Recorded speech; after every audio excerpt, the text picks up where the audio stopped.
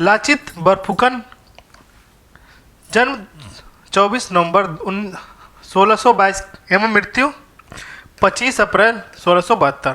असम के अहोम साम्राज्य की शाही सेना के जनरल थे। लाचित बरफुकन और उनकी सेना ने मुगलों को पराजित किया था और औरंगजेब के नेतृत्व में मुगलों की लगातार बढ़ती महत्वाकांक्षा पर रोक लगाने में सफलता प्राप्त की थी।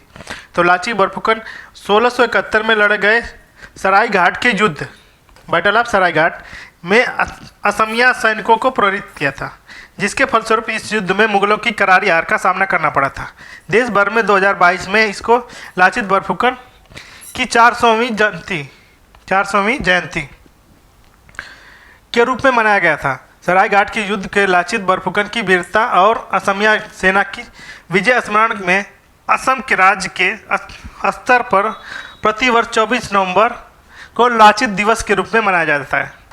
तो स्मरणीय तथ्य इसमें क्या है? 9 मार्च 2024 को प्रधानमंत्री नरेंद्र मोदी ने जोरहाट असम में लाचित बरफुकन की कांस्य प्रतिमा का अनावरण किया। यह प्रतिमा 84 फीट ऊंची है। इसमें यह प्रतिमा 41 फीट ऊंचे मंच के ऊपर स्थित है। इस प्रकार मंच पर स्थित प्रतिमा कुल ऊंचाई इसकी क्या हो जाएगी? 125 फीट। यह विश्व में लाचित बरफुकन की सबसे ऊंची प्रतिमा है। उल्लेखनीय है कि लाचित बरफुकन की इस प्रतिमा को सौर की प्रतिमूर्ति का नाम दिया गया है। यह प्रतिमा का निर्माण प्रख्यात शिल्पकार राम भी सुतार ने किया है। अब देखिए एकात्मकता की मूर्ति। 21 सितंबर 2023 को मध्य प्रदेश में तत्कालीन मुख्यमंत्री शिवराज सिंह चौहान ने एकात्मकता की स्टैचू ऑफ वननेस का अनावरण किया। एकात्मकता की मूर्ति आदि गुरु शंकराचार्य की एक विशाल प्रतिमा है। यह प्रतिमा मध्य प्रदेश के खंडवा जिले में पुनसा तहसील के अंतर्गत ओंकारेश्वर मंदाता पर्वत पर स्थित की है। इसकी ऊंचाई कितनी है? 108 फीट है। यह प्रतिमा 58 फीट ऊंचे एक आसन पर के ऊपर स्थित है। तो 27 फीट ऊंचे कमल की पंखुड़ी सदृश आधार पर बेस पर टिका हुआ है। अब देखिए स्टैचू ऑफ सोशल जस्टिस। 19 फरवरी 2024 को विजयवाड़ा आंध्र प्रदेश में स्टैचू ऑफ सोशल जस्टिस का अनावरण किया गया। यह डॉक्टर BR अम्बेडकर की कांस्य प्रतिमा है। डॉक्टर BR अम्बेडकर की इस प्रतिमा को ऊंचाई 125 फीट है। यह प्रतिमा 81 फीट ऊंचे मंच पर आसीन है। इस प्रतिमा का मंच सहित इस प्रतिमा का कुल ऊंचाई हो जाएगी 206 फीट। यह प्रतिमा विश्व में डॉक्टर अम्बेडकर की सबसे ऊंची प्रतिमा है। उल्लेखनीय है कि यह विश्व के डॉक्टर अम्बेडकर की दूसरी सबसे ऊंची प्रतिमा हैदराबाद में ही स्थित है। इस प्रतिमा की कुल ऊंचाई 175 फीट है। प्रतिमा की ऊंचाई 125 फीट, आधार 125 प्लस आधार मंच की ऊंचाई 50 फीट। अब देखिए संसदीय विशेषाधिकार पर ऐतिहासिक निर्णय। नोट फॉर वोट मामला। संसदीय विशेषाधिकार के वे विशेष अधिकार जो संसद के एक अनिवार्य अंग के रूप में संसद के प्रत्येक सदन को सामूहिक रूप से प्रत्येक सदन के सदस्यों को व्यक्तिगत रूप से प्राप्त होते हैं। इन अधिकारों के बिना वे अपने कर्तव्यों का निर्वहन क्षमतापूर्वक और प्रभावी रूप से नहीं कर सकते हैं, जो अन्य निकाय और व्यक्तियों की प्राप्त अधिकारों से कहीं अधिक है। संविधान के अनुच्छेद 105 और 194 में संसद एवं राज्य विधानमंडलों के उनके सदन के सदस्यों को, समितियों को शक्तियों और विशेषाधिकारों की उन्मुक्ति का उल्लेख है। भारत के मुख्य न्यायाधीश DY चंद्रचूड़ की अध्यक्षता वाली 7 न्यायाधीशों की पीठ ने सीता सोरेन बनाम संघवाद की सुनवाई करते हुए 4 मार्च 2024 को 1998 के PV नरसिम्हा राव बनाम राज्य मामले के 5 न्यायाधीशों द्वारा बहुमत के आधार पर दिए गए फैसले की सर्वसम्मति को खारिज कर दिया है। उच्चतम न्यायालय के इस फैसले के उपरांत संसद द्वारा विधानमंडल के सदस्यों को भाषण तथा वोट देने के लिए रिश्वत लेने के मामले में संसदीय विशेषाधिकार के तहत प्रतिरक्षा प्राप्त नहीं होती है। साथ ही भ्रष्टाचार निवारक अधिनियम 1998 के तहत रिश्वत लेने के मामले में संसद तथा विधानमंडल के सदस्यों के खिलाफ कानूनी परिवर्तन एजेंसियों द्वारा जांच एवं मुकदमा शुरू करने का प्रशस्त हो गया है।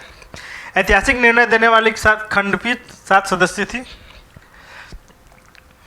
4 मार्च 2024 को उच्चतम न्यायालय ने संसदीय विशेषाधिकार के संदर्भ में ऐतिहासिक फैसला सुनाया, जिसमें PV नरसिम्हा राव बनाम राज्य मामले में सुनाए गए अपने फैसले को पलटते हुए उच्चतम न्यायालय ने निर्णय किया कि संसद सदस्य, सांसद, विधानमंडल सदस्य, विधायक संसद में वोट देने के और भाषण देने के लिए रिश्वत लेने पर विशेषाधिकार के तहत अभियोजन से छूट प्राप्त का दावा नहीं कर सकते हैं।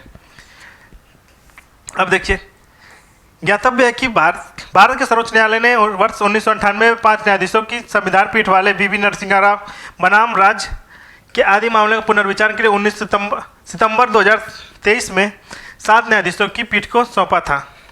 यह मामला संविधान के अनुच्छेद 105 और 105(2) और 194(2) की व्याख्या करते से संबंधित था, जो सदन के किसी भी भाषण व वोट लेने के लिए रिश्वत के आरोप पर आपराधिक मामला चलाने के लिए खिलाफ संसद और राज्य विधान के मंडल के संसदीय विशेषाधिकार से प्रतिरक्षा प्रदान करता है।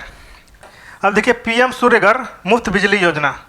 ग्लासगो यूके में आयोजित संयुक्त राष्ट्र जलवायु परिवर्तन सम्मेलन 2021 COP26 में प्रधानमंत्री नरेंद्र मोदी द्वारा की गई घोषणा के अनुरूप नवीन और नवीकरणीय योजना मंत्रालय वर्ष 2030 में 500 गीगावाट गैर जीवाश्म आधारित विद्युत उत्पादन क्षमता प्राप्त करने वाली दिशा में कार्यरत है। अंतर्राष्ट्रीय नवीकरणीय ऊर्जा एजेंसी द्वारा जारी नवीकरणीय क्षमता सांख्यिकी 2023 नामक रिपोर्ट के अनुसार भारत में नवीकरणीय ऊर्जा स्थापित क्षमता संदर्भ में विश्व में 4थे स्थान पर है, जबकि पवन ऊर्जा क्षमता के संदर्भ में विश्व का 4था स्थान और सौर ऊर्जा के संबंध में विश्व का 5वां स्थान है।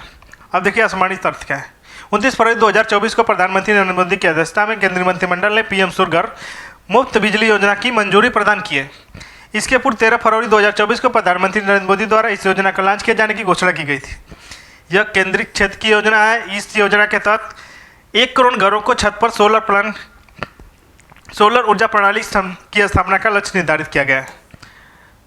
घर पर सौर ऊर्जा प्रणाली की स्थापना से देश के 1 करोड़ परिवारों को 300 यूनिट तक निःशुल्क बिजली प्राप्त कर सकेंगे। इस योजना का कुल परिव्यय 75,000 करोड़ निर्धारित किया गया। इस योजना के तहत 2 किलोवाट क्षमता तक की सौर ऊर्जा प्रणाली की लागत की 60% राशि केंद्रीय वित्त सहायता के माध्यम से प्रदान की जाएगी, जबकि 2 किलोवाट से 3 किलोवाट के मध्य क्षमता वाली सौर ऊर्जा प्रणाली के लिए उस प्रणाली की अतिरिक्त लागत 40% सब्सिडी के रूप में प्रदान की जाएगी। केंद्रीय वित्तीय सहायता 3 किलोवाट क्षमता तक सौर ऊर्जा की प्रणालियों की स्थापना के लिए प्रदान की जाएगी। देश भर में प्रत्येक जिले में एक आदर्श सौर गांव विकसित किया जाएगा, जो ग्रामीण क्षेत्रों में छत पर सौर ऊर्जा प्रणाली की स्थापना हेतु अनुकरणीय उदाहरण के रूप में कार्य करेगा। अपने क्षेत्रों में रूफ टॉप और प्रणालियों की स्थापना को प्रोत्साहित करने के लिए स्थानीय शहरी निकायों एवं पंचायती राज संस्थानों के विभिन्न प्रोत्साहन के माध्यम से लाभान्वित करेगा। यह योजना नवीकरणीय योजना कंपनी पर आधारित मॉडलों के लिए भुगतान सब्सिडी सुरक्षा के लिए एक घटक प्रदान करेगी। रूफ टॉप सौर प्रणाली के निःशुल्क बिजली और अधिशेष बिजली वितरण कंपनी को बेचने से प्रति वर्ष 15,000 से 18,000 तक की बचत होगी। इस योजना का परिणाम स्वरूप आवासीय क्षेत्रों में घर की छत पर सौर ऊर्जा प्रणाली की स्थापना 30 गीगावाट की क्षमता में वृद्धि होगी। साथ ही रूफ टॉप की सौर प्रणाली से 25 वर्षीय जीवन काल के दौरान 720 मिलियन टन CO2 के उत्सर्जन के बराबर उत्सर्जनों की कटौती भी होगी। अब देखिए बोइंग सुकन्या कार्यक्रम। हाल ही में प्रधानमंत्री नरेंद्र मोदी ने बोइंग सुकन्या कार्यक्रम को लॉन्च किया है। इस कार्यक्रम का उद्देश्य भारतीय विमानन क्षेत्र में महिलाओं को सशक्तिकरण करना। स्पष्टता यह है कि कार्यक्रम के माध्यम से भारत में बढ़ते विमान क्षेत्र के देश भर में अधिक से अधिक बालिकाओं के प्रवेश को सुगम बनाना। यह कार्यक्रम देश भर की बालिकाओं को, महिलाओं को विज्ञान, प्रौद्योगिकी, इंजीनियरिंग एवं गणित, stem science, technology, engineering and mathematics जैसे क्षेत्रों में महत्वपूर्ण कौशल सीखने का अवसर प्रदान करेगा। साथ ही इस कार्यक्रम के तहत उन्हें विमानन क्षेत्र में नौकरियों के प्रशिक्षण भी प्रदान किया जाएगा। इस कार्यक्रम के तहत महिलाओं को 105 नियोजित स्थानों पर स्टेम प्रयोगशालाएं निर्मित की जाएंगी, जो स्टेम क्षेत्र में करियर बनाने के लिए उनको रुचि को जागृत करेंगे। अब देखिए BIETC परिसर। हाल ही में प्रधानमंत्री नरेंद्र मोदी ने बेंगलुरु, कर्नाटक में Boeing India engineering technology centre के एक अत्याधुनिक कैंपस का उद्घाटन किया है। यह परिसर 1600 करोड़ के निवेश से 43 एकड़ क्षेत्र में निर्मित है। बोइंग द्वारा अमेरिका के बाहर इस प्रकार का सबसे बड़ा निवेश है। साथ ही अमेरिका के बाहर बोइंग का सबसे बड़ा एरोस्पेस इंजीनियरिंग सुविधा है। ज्ञातव्य है कि फरवरी 2023 तक प्रधानमंत्री तुमकुरू, कर्नाटक में हाल हेलीकॉप्टर के विनिर्माण को राष्ट्र को समर्पित किया था। यह एशिया की सबसे बड़ी हेलीकॉप्टर विनिर्माण सुविधा है। अब देखिए स्वाति पोर्टल। 11 फरवरी 2024 को विज्ञान में महिलाओं और बालिकाओं को अंतर्राष्ट्रीय दिवस के अवसर पर नई दिल्ली में स्थित इंडियन नेशनल साइंस एकेडमी की स्वाति नामक पोर्टल की लॉन्च किया गया है। स्वाति का पूर्ण रूप है science and women technology and innovation. इस स्टेम में भारतीय महिलाओं एवं बालिकाओं को प्रतिनिधित्व करने वाले एक ऑनलाइन पोर्टल बनाने के निर्धारित किया गया है। भारत में अपनी तरह का यह पोर्टल है। यह पोर्टल संपूर्ण संवादात्मक डेटाबेस है। यह नई दिल्ली स्थित राष्ट्रीय पादप जीनोम अनुसंधान संस्थान के द्वारा विकसित किया गया है। अब देखिए चुनावी बांड योजना असंवैधानिक। 2 जनवरी 2018 को केंद्रीय वित्त मंत्रालय के आर्थिक कार्य विभाग ने भारतीय रिजर्व बैंक अधिनियम 1938 की धारा 31(3) के तहत चुनावी बांड योजना 2018 को अधिसूचित किया था।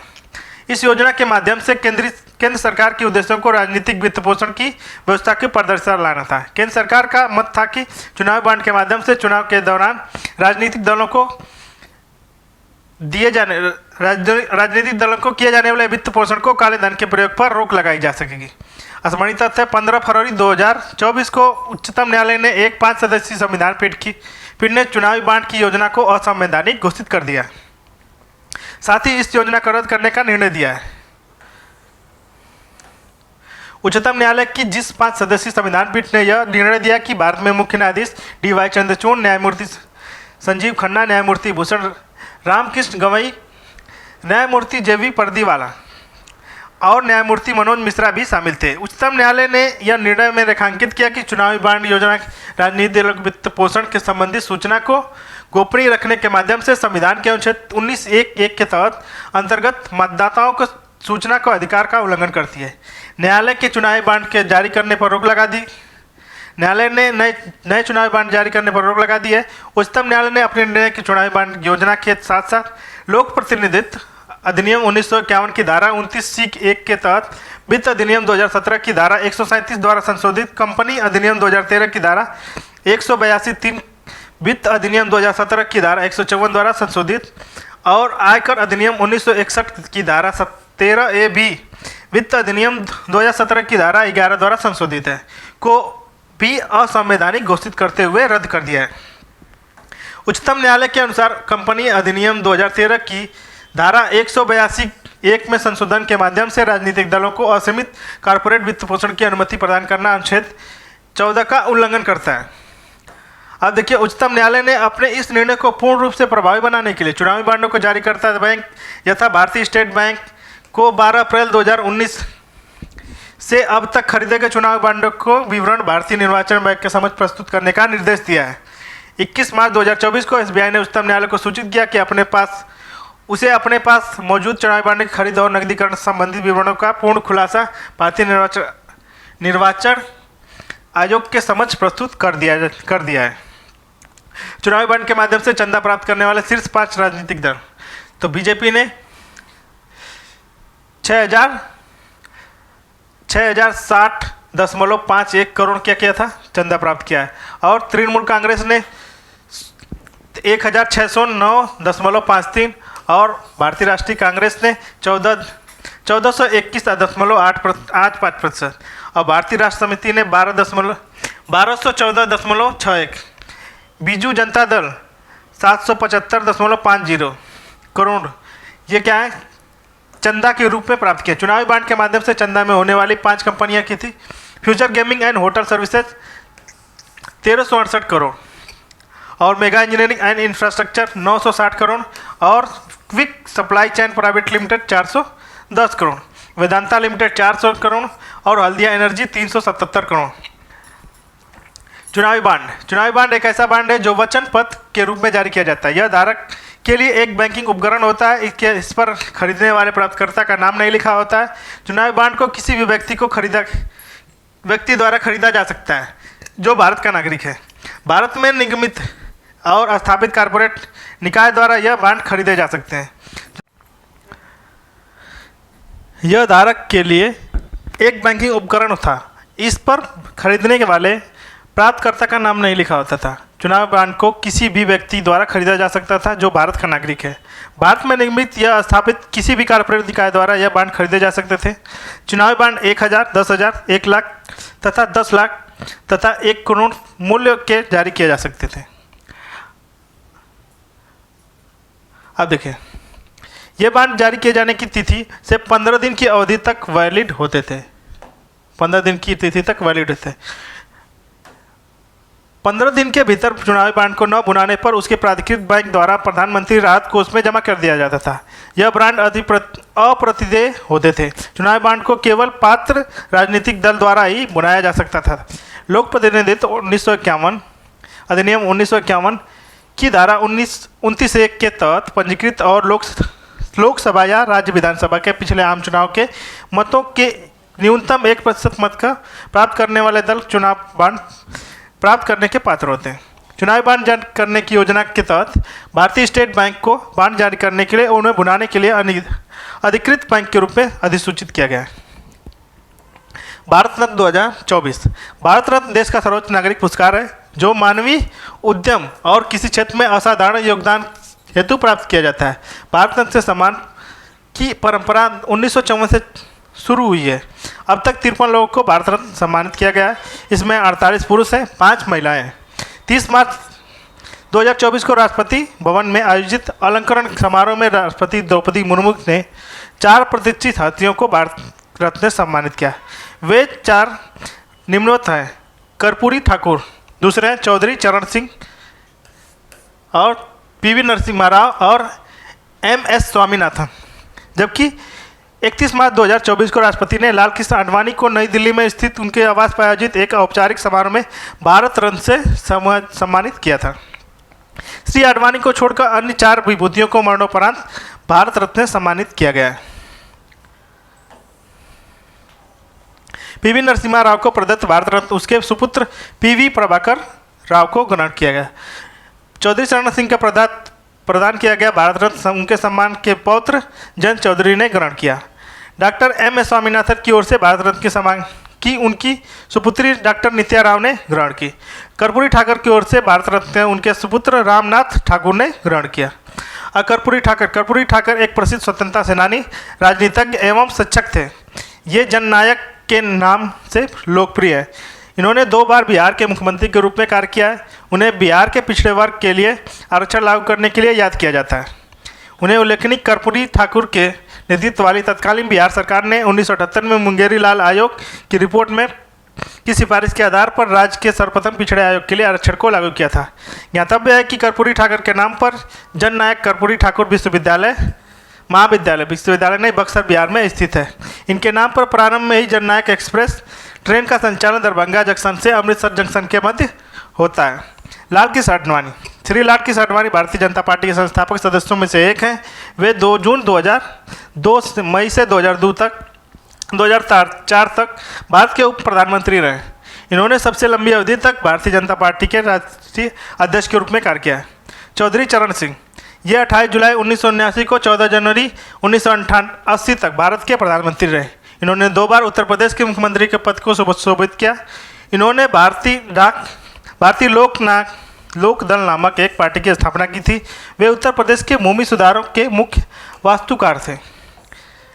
PV नरसिम्हा राव। ये 21 जून 1991 से 16 मई 1996 तक भारत के प्रधानमंत्री रहे। प्रधानमंत्री के रूप में पद धारण करने के बाद इन्होंने नेतृत्व के तत्कालीन केंद्र सरकार के व्यापक आर्थिक स्थिरीकरण की नीति को अपनाई और कई संरचनात्मक सुधार किए। इसके प्राप्त प्रायः भारतीय आर्थिक सुधारों के जनक के रूप में संदर्भित किया जाता है।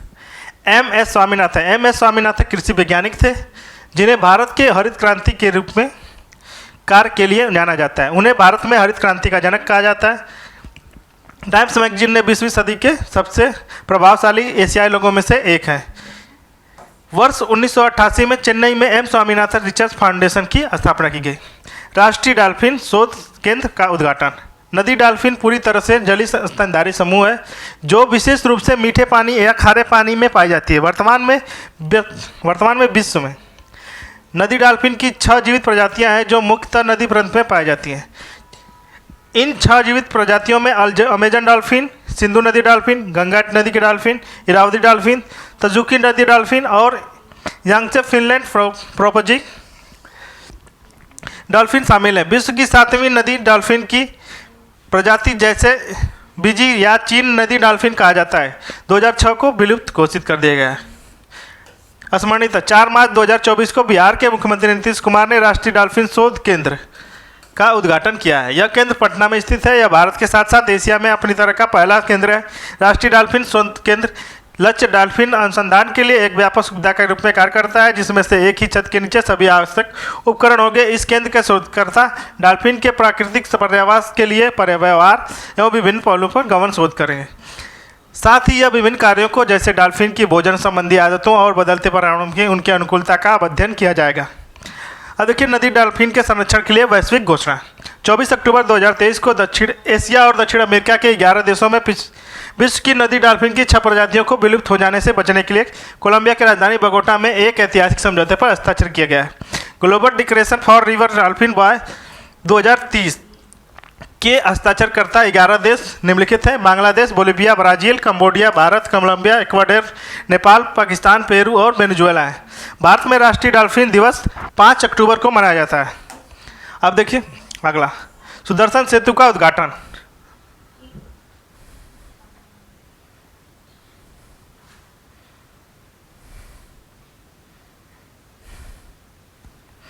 बंद करा, चालू करा।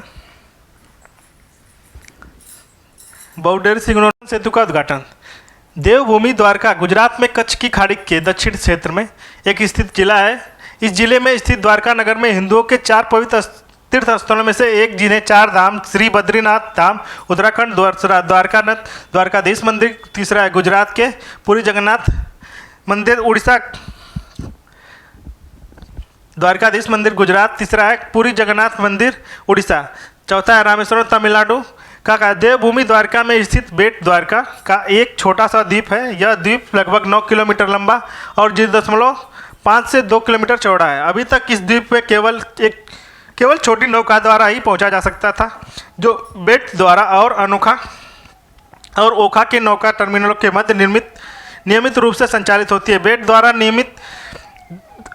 द्वारा द्वारका द्वीप से यह मंदिर एवं समुद्र तट के लिए प्रसिद्ध है। इस द्वीप का मुख्य पर्यटन आकर्षक बेट द्वारकाधीश मंदिर है। स्मरणित 25 फरवरी 2024 को प्रधानमंत्री नरेंद्र मोदी ने सुदर्शन सेतु का उद्घाटन किया। यह सेतु ओखा मुख्य भूमि से बेट द्वारका द्वीप को जोड़ता है। ज्ञातव्य है कि 7 अक्टूबर 2017 को प्रधानमंत्री नरेंद्र मोदी ने इस सेतु की आधारशिला रखी थी। सुदर्शन सेतु की कुल लंबाई 2.32 किलोमीटर है, जिसमें से 900 मीटर लंबा केबल के सहारे टिका हुआ है। यह देश का सबसे लंबा केबल आधारित ब्रिज है। इस सेतु को 4 लेन मतलब 4 लेन की संरचना के रूप में डिजाइन किया गया है। इस सेतु की डिजाइन 27.20 मीटर है तथा इसके दोनों तरफ 2.5 मीटर फुटपाथ है। इस सेतु के निर्माण के बाद द्वारका एवं बेट द्वारका के बीच यात्रा के समय में कटौती होगी। अब देखिए प्रधानमंत्री मत्स्य किसान समृद्धि योजना।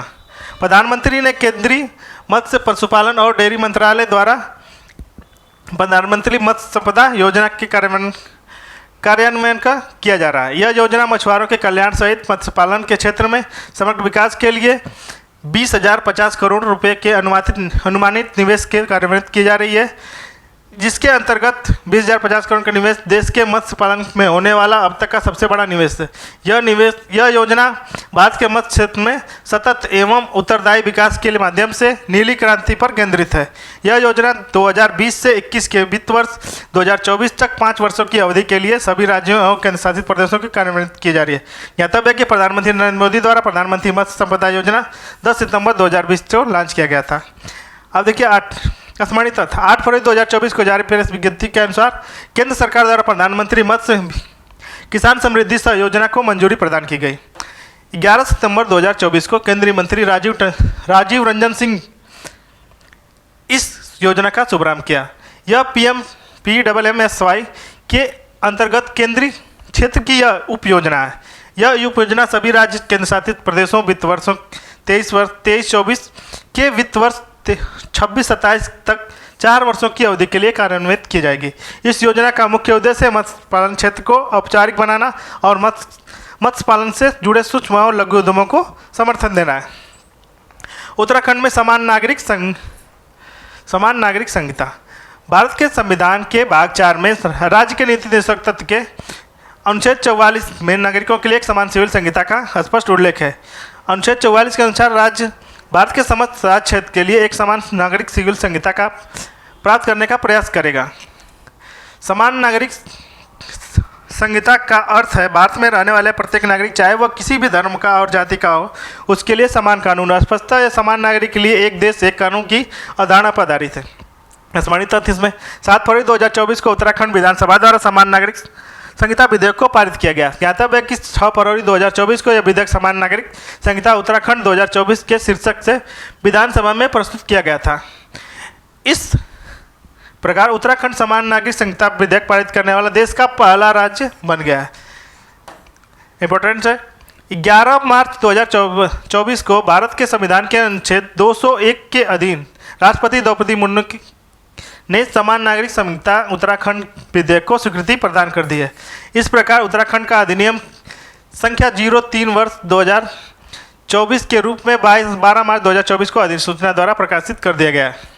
समान नागरिक संहिता उत्तराखंड 2024 अधिनियम के उद्देश्य विवाह और विवाह विच्छेद, उत्तराधिकार, सहवासी संबंध विषयक कानूनों को तत्संबंधी मामलों को नियंत्रित और विनियमित करना है। इसका विस्तार संपूर्ण उत्तराखंड राज्य पर है। यह उत्तराखंड के उन निवासियों पर भी लागू होगा जो उस क्षेत्र के बाहर अधिवासित हैं जिन पर इन संहिता का विस्तार है। भारत के संविधान अनुच्छेद 366 के खंड 25 सपाठित अनुच्छेद 342 के अंतर्गत निर्धारित किसी भी अनुसूचित जाति के सदस्यों पर इस संहिता के अंतर्विष्ट कोई प्रावधान लागू नहीं होगा। अनुसूचित जनजाति के सदस्यों को इस संहिता के अंतर्विष्ट कोई प्रावधान नहीं लागू होगा। अब देखिए, श्री राम जन्मभूमि मंदिर में प्राण प्रतिष्ठा समारोह। अयोध्या में श्री राम जन्मभूमि के निर्माण के लिए भारत की सरकार ने श्री राम जन्मभूमि तीर्थ क्षेत्र न्यास की स्थापना की गई थी। 5 फरवरी 2020 को प्रधानमंत्री नरेंद्र मोदी ने लोकसभा में इस न्यास के गठन की घोषणा की थी। 5 अगस्त 2020 को प्रधानमंत्री ने श्री राम जन्मभूमि की आधारशिला रखी थी। 22 जनवरी 2024 को प्रधानमंत्री नरेंद्र मोदी ने अयोध्या में श्री राम जन्मभूमि में भगवान श्री राम के बाल रूप के विग्रह की विधिपूर्ण प्राण प्रतिष्ठा की। इस अवसर पर उत्तर प्रदेश के राज्यपाल आनंदीबेन पटेल और मुख्यमंत्री योगी आदित्यनाथ, राष्ट्रीय स्वयंसेवक संघ के सरसंघचालक मोहन भागवत तथा श्री राम जन्मभूमि तीर्थ न्यास के अध्यक्ष महंत नृत्य गोपाल दास उपस्थित थे। ज्ञातव्य है कि प्रधानमंत्री नरेंद्र मोदी ने इस प्राण प्रतिष्ठा कार्यक्रम में मुख्य यजमान बनने से 11 दिन पूर्व विश्व यम नियमों का कठोरता से पालन किया।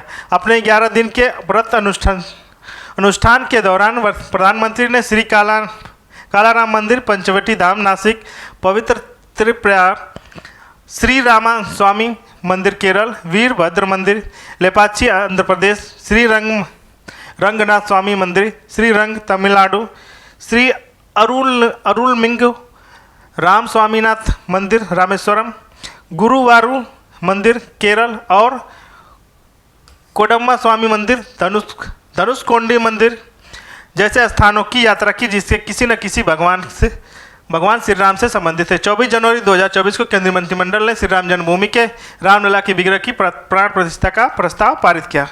श्री रामलला की प्रतिमा। श्री राम जन्मभूमि मंदिर के गर्भगृह में श्री रामलला की प्रतिमा 18 जनवरी 2024 को स्थापित की गई, जबकि इसकी प्राण प्रतिष्ठा 22 जनवरी 2024 को हुई।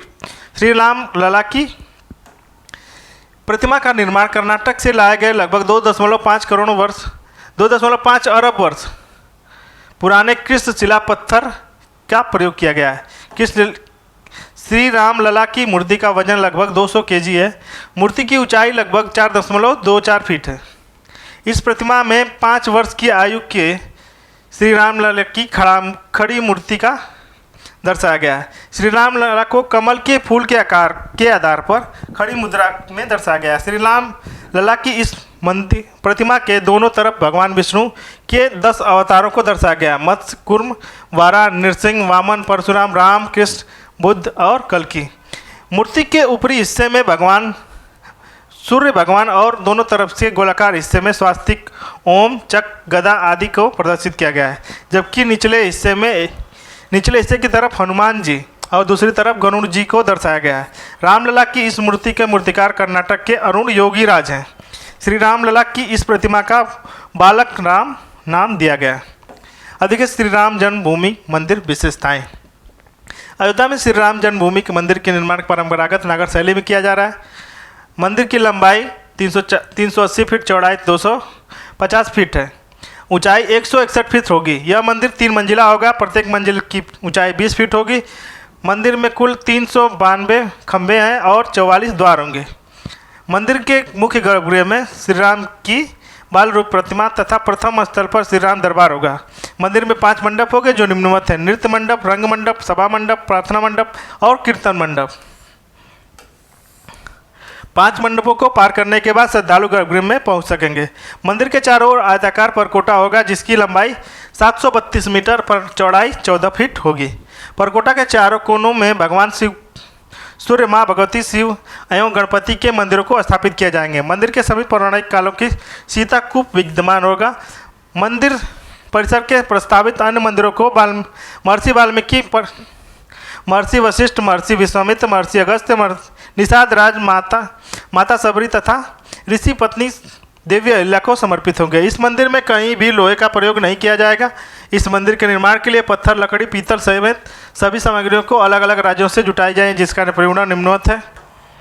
गुलाबी रंग का बलुआ पत्थर राजस्थान से लाया गया है। उच्च गुणवत्ता वाली टीक की लकड़ी महाराष्ट्र से लाई गई है। तेलंगाना और कर्नाटक से ग्रेनाइट के पत्थर लाए गए हैं। ब्रास वेयर उत्तर प्रदेश से 42 घंटियाँ तमिलनाडु से लाई गई हैं। हस्तशिल्प वाले लकड़ी के दरवाजे हैदराबाद, तेलंगाना से लाए गए हैं। ज्ञातव्य है कि श्री राम जन्मभूमि के मुख्य स्थापति चंद्रकांत सोमपुरा हैं। श्री राम जन्मभूमि मंदिर के एक अनूठी विशेषता इसका सूर्य तिलक तंत्र है। इसे इस तरह डिजाइन किया गया है कि प्रत्येक वर्ष श्री राम नवमी के दिन दोपहर 12 बजे से लगभग 6 मिनट के लिए सूर्य की किरणें रामलला की माथे पर पड़ेंगी। इस हेतु गियर बॉक्स एवं परावर्तक दर्पणों, लेंसों का व्यवस्थित किया गया है कि मंदिर के शिखर के निकट तीसरी मंजिल से सूर्य की किरणें गर्भगृह तक लाया जा सके। इस हेतु भारतीय खगोल भौतिकी संस्थान IIA मंगलुरु ने सूर्य पथ एवं प्रकाशिकी पर तकनीकी सहायता प्रदान की है। ज्ञातव्य है कि CSIR केंद्रीय भवन अनुसंधान संस्थान रुड़की ने ही सूर्य तिलक को तंत्र का डिजाइन किया है। इस संस्थान ने मुख्य मंदिर के संरचनात्मक डिजाइन में भी योगदान दिया है। विभिन्न राज्यों के वाद्य यंत्रों की मंगल ध्वनि। श्री राम के बाल रूप में विग्रह की प्राण प्रतिष्ठा के अवसर पर आयोजित समारोह में देश के विभिन्न केंद्र शासित प्रदेशों में वाद्य यंत्रों के मंगल वादन का निम्नलिखित वर्णन है। अब देखिए, एक तरफ राज्य देखिए, और उत्तर प्रदेश से क्या है? पखावज, बांसुरी और ढोलक। कर्नाटक से वीणा, पंजाब से अलगोजा, महाराष्ट्र से सुंदरी, उड़ीसा से मर्दल, मध्य प्रदेश से संतूर, मणिपुर से पुंग, असम से नांगड़ा काली और छत्तीसगढ़ से तंबूरा, दिल्ली से शहनाई, राजस्थान से रावण अत्था और पश्चिम बंगाल से श्रीखोल सरोद, तमिलनाडु से नागस्वरम तविल और मृदंग और आंध्र प्रदेश से घटम, झारखंड से सितार, गुजरात से संतार, बिहार से पखावज और उत्तराखंड से हुड़का। अब देखिए, अटल बिहारी वाजपेयी शिवड़ी नहावा सेवा अटल सेतु। प्रधानमंत्री नरेंद्र मोदी की दृष्टिकोण देश की शहरी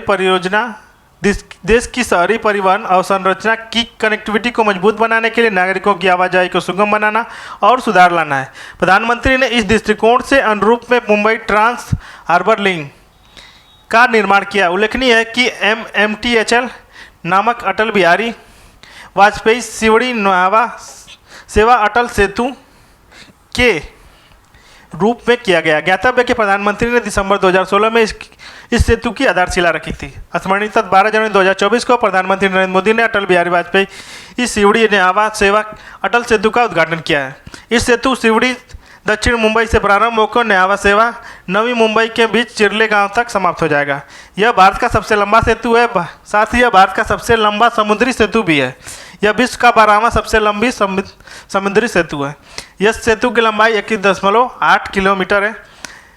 इस सेतु को पार करने में 16.5 किलोमीटर दूरी विस्तृत है, जबकि इसका निर्माण शेष भाग भूतल पर बना हुआ है। यह एक 6 लेन वाला सेतु ब्रिज है।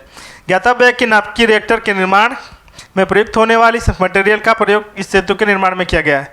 यह एक आपदा प्रतिरोधी है, जिसे पर भूकंप, उच्च ज्वार एवं चक्रवात का कोई प्रभाव नहीं पड़ेगा।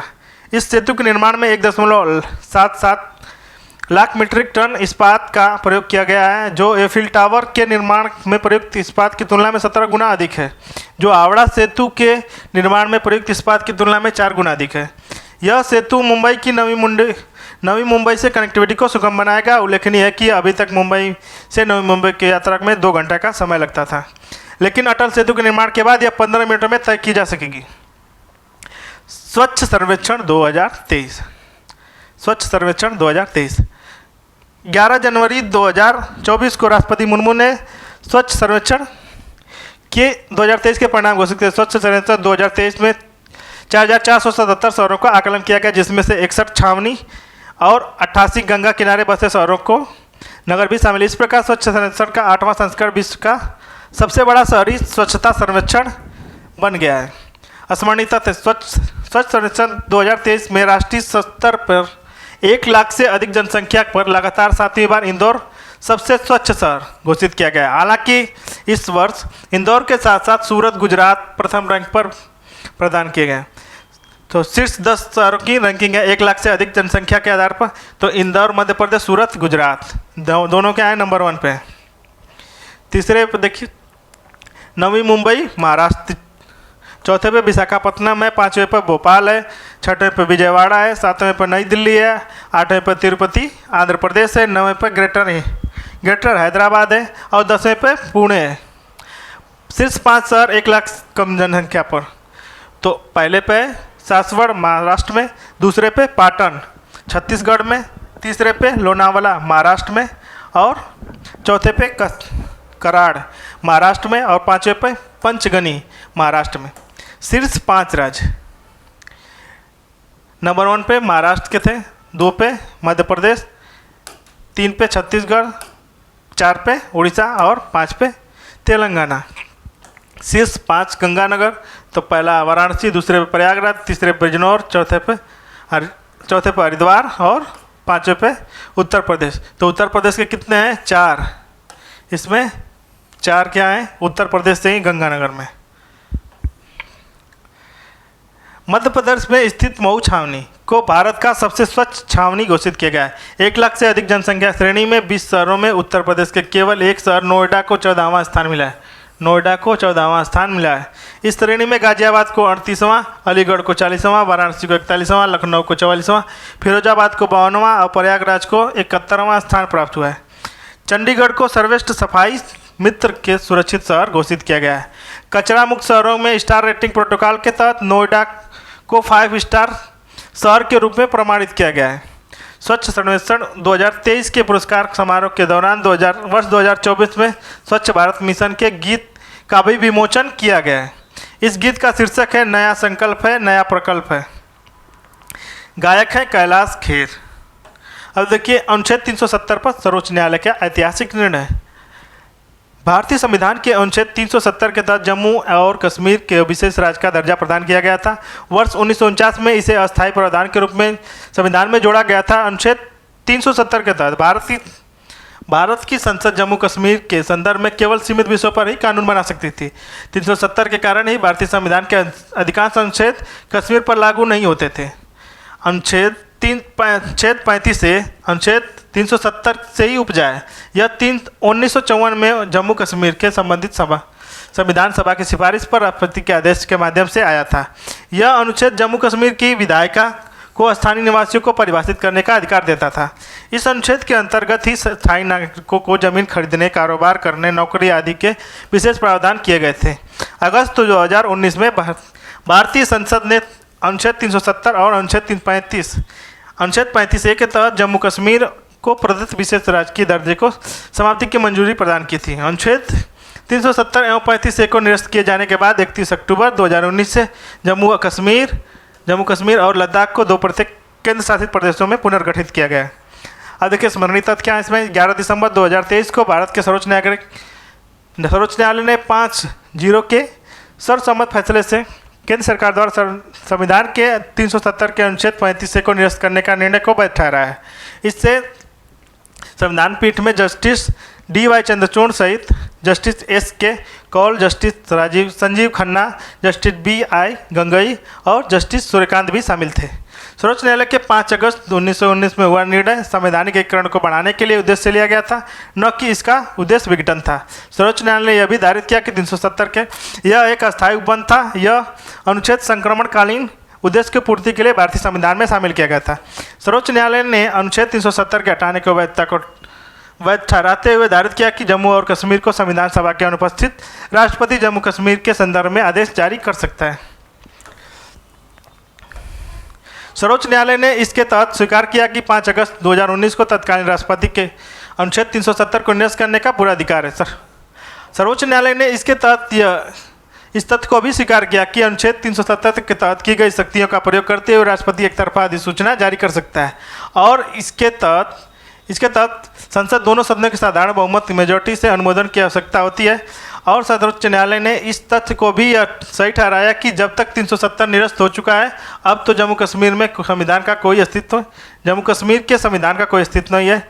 न्यायालय ने केंद्र सरकार के जम्मू कश्मीर के राज्य के दर्जे को यथाशीघ्र बहाल करने के और 30 सितंबर 2024 तक विधानसभा का चुनाव करने का निर्देश दिया है। नई ड्रोन दीदी योजना।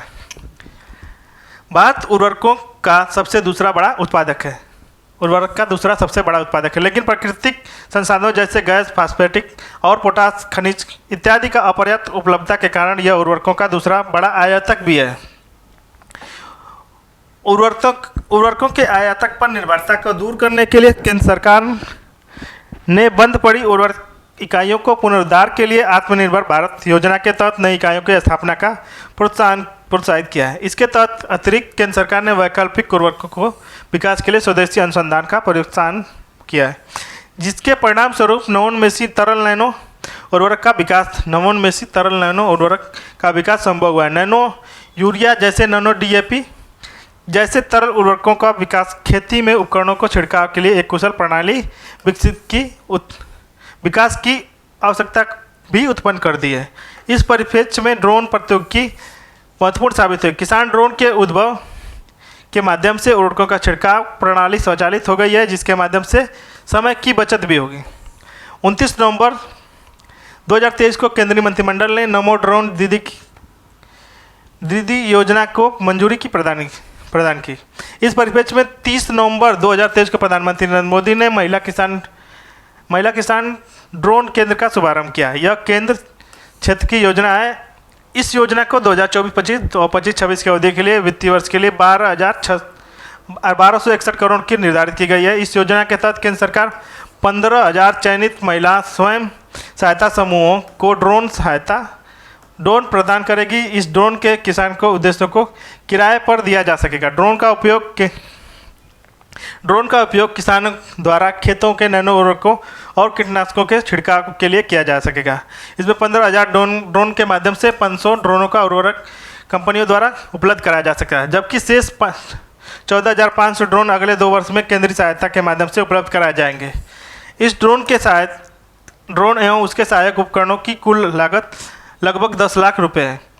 महिला स्वयं सहायता समूहों की ड्रोन की 80% लागत अधिकतम 8 लाख रुपये तक है, केंद्रीय वित्तीय सहायता के माध्यम से प्राप्त होगी। इस योजना के तहत प्रत्येक चयनित महिला स्वयं सहायता समूहों को एक सदस्य को ड्रोन पायलट प्रशिक्षण प्रदान किया जाएगा, जबकि समूह के किसी भी सदस्य को ड्रोन तकनीकी सहायता के रूप में प्रशिक्षित नहीं किया जाएगा। स्पष्टतः इस योजना के तहत ग्रामीण महिलाओं को ड्रोन संचालन के प्रशिक्षित करके उन्हें ड्रोन दीदी के रूप में रूपांतरित किया जाएगा। ज्ञातव्य है कि प्रधानमंत्री ने 15 अगस्त 2023 को 77वें स्वतंत्रता दिवस के अवसर पर अपने संबोधन के तहत ड्रोन दीदी योजना की घोषणा की थी। 11 मार्च 2024 को प्रधानमंत्री ने 1000 ड्रोन दीदी को ड्रोन सौंपे हैं। अब देखिए PM जनमन। वर्ष 2011 की जनगणना के अनुसार भारत में अनुसूचित जनजाति की आबादी 10.45 करोड़ है। इसमें से 18 राज्यों और केंद्र शासित अंडमान निकोबार द्वीप समूह में निवास करने वाले 75 समुदायों को विशेष रूप से संवेदनशील जनजाति पार्टिकुलर वनरेबल ट्राइबल ग्रुप के रूप में वर्गीकृत किया है। इन समूह के सामाजिक, आर्थिक और शैक्षणिक क्षेत्रों में असुरक्षा का सामना करना पड़ रहा है। केंद्रीय वित्त मंत्री निर्मला सीतारमण ने अपने भाषण 2023-24 में विशेष रूप से संवेदनशील इन जनजातीय समूहों की सामाजिक और आर्थिक स्थिति में सुधार लाने के प्रधानमंत्री पीवीटीजी विकास मिशन प्रारंभ किए जाने की घोषणा की। अनुसूचित जनजातियों के लिए यह विकास कार्यक्रम के तहत अगले 3 वर्षों में इस मिशन को लागू करने के लिए 15,000 करोड़ रुपए की राशि उपलब्ध कराई जाने की घोषणा की है। इस मिशन के तहत पीवीटीजी परिवारों को सुरक्षित रखने के लिए स्वच्छ पेयजल और स्वच्छता, शिक्षा, स्वास्थ्य, पोषण, सड़क और दूरसंचार संपर्कता और संधारणीय आजीविका के अवसरों को जैसे बुनियादी सुविधाएं उपलब्ध कराई जाएगी। अब देखिए स्मरणीय तथ्य। 15 नवंबर 2023 को प्रधानमंत्री नरेंद्र मोदी ने जनजाति गौरव दिवस के अवसर पर झारखंड में खूंटी जिले में प्रधानमंत्री जनजाति आदिवासी न्यास महाअभियान पीएम जनमन की शुरुआत की है। पीएम जनमन मिशन का लक्ष्य है विशेष रूप से संवेदनशील उन 75 जनजातियों का विकास करना जो विभिन्न मंत्रालय की योजनाओं से छूट गए हैं। केंद्रीय मंत्रिमंडल ने इस मिशन के लिए 2023-24 में वर्ष 2025-26 तक 24,104 करोड़ रुपए के कुल व्यय की मंजूरी प्रदान की है। यह मिशन केंद्रीय जनजाति कार्य मंत्रालय सहित 9 मंत्रालयों के माध्यम से 11 महत्वपूर्ण क्षेत्रों पक्का घर, सड़क कनेक्टिविटी, पाइप तथा जलापूर्ति आदि पर ध्यान केंद्रित करेगा। इस मिशन के लिए केंद्रीय जनजाति कार्यक्रम मंत्रालय नोडल समन्वयक मंत्रालय है, जबकि 8 मंत्रालयों में अपने क्षेत्र के जुड़ी पहलों पर लागू करेंगे। इस मिशन से देश के 220 जिलों में 22,500 से अधिक बस्तियां में निवासित 28 लाख से अधिक लोग लाभान्वित हो गए। इस मिशन से देश के लगभग 18 जिलों और अंडमान निकोबार द्वीप समूह में पीवीटीजी के सामाजिक आर्थिक सुधार होगा। 25 दिसंबर 2023 को केंद्रीय जनजाति कार्यान्वयन मंत्रालय पीएम जनमन के तहत एक सूचना, शिक्षा और संचार अभियान की शुरुआत की थी। इस अभियान को जागरूकता को बढ़ाने के लिए पीवीटीजी बहुल जनजाति बस्तियों को सरकारी योजनाओं में 100% की पहुंच सुनिश्चित करने के लिए प्रारंभ किया गया था। अब देखिए 5 राज्यों में विधानसभा का चुनाव 2023। नवंबर 2023 में 5 राज्यों में यथा छत्तीसगढ़, मध्य प्रदेश, मिजोरम, राजस्थान, तेलंगाना में विधानसभा के चुनाव संपन्न हुए। छत्तीसगढ़ विधानसभा चुनाव संसदीय एवं विधानसभा निर्वाचन क्षेत्र को परिसीमन आदेश 2008 के अनुसार छत्तीसगढ़ विधानसभा में 90 सीटें हैं। इसमें 10 सीटें अनुसूचित जातियों के लिए है, 29 क्या है अनुसूचित जनजातियों के लिए आरक्षित है। छत्तीसगढ़ विधानसभा में 2023 के लिए चुनाई चिरई को शुभंकर घोषित किया गया था। छत्तीसगढ़ विधानसभा 2023 में 76.31% मतदान दर्ज किया गया था।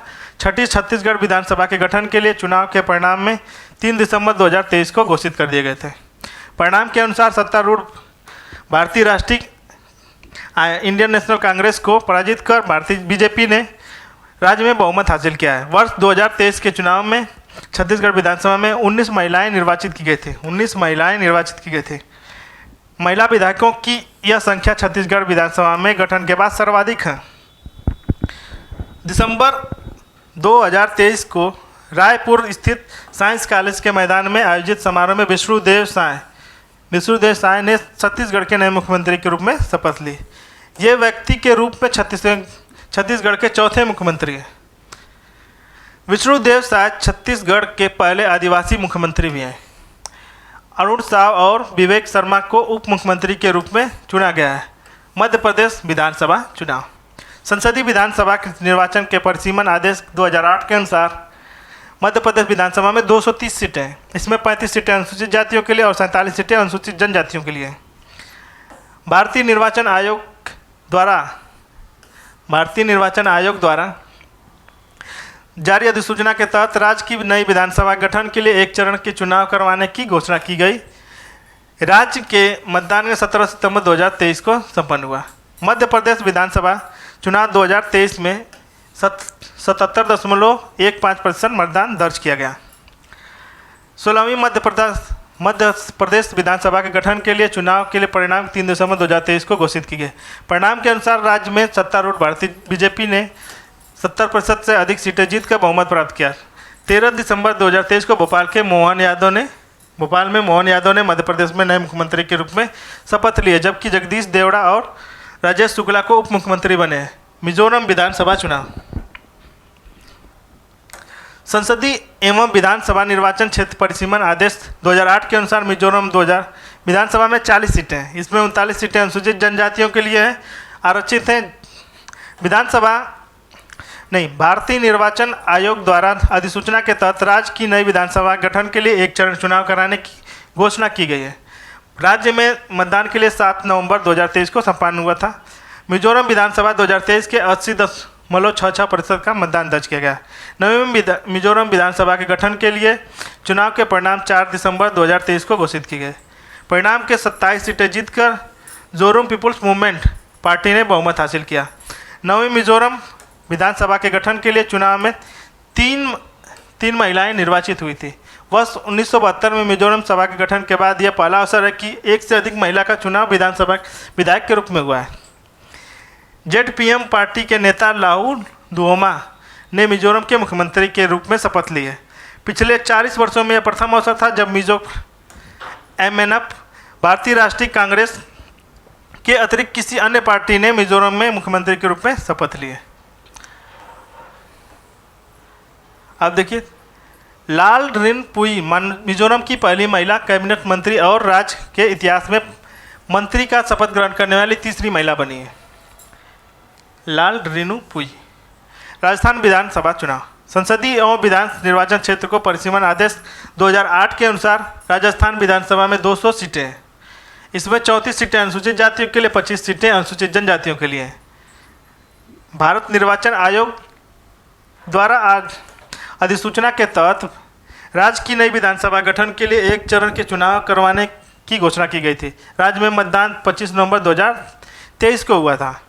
राजस्थान विधानसभा में 2023 में कुल 74.62% मतदान दर्ज किया गया। 16वीं राजस्थान विधानसभा के गठन के लिए चुनाव के लिए 3 दिसंबर 2023 को परिणाम घोषित किए गए।